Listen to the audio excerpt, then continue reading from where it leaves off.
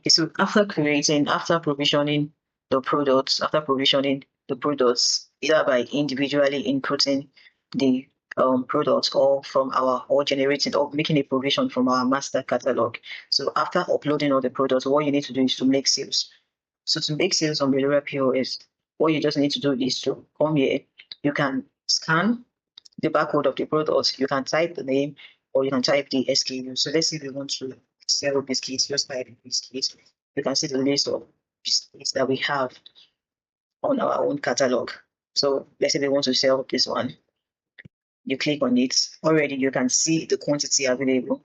We have 20 on the shelf. You can see the price. So if this is not the price for your business, you can change it. Say maybe it is $500. So we change it, then you can increase or decrease the quantity.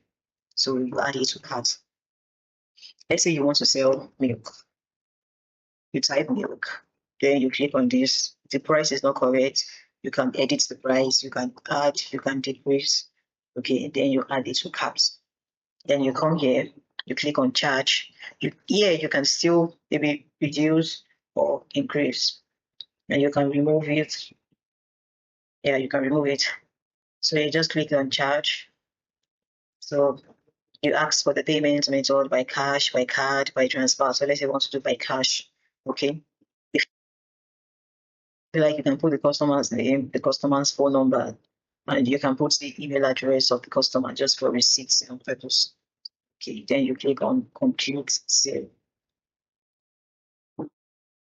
So the sale has been done. You can see the name of the POS. You can see the name of the store, the client's name, Flora Store. You can see the cashier name, that is the cashier who made the transaction. Okay, you can see the payment method and all of that.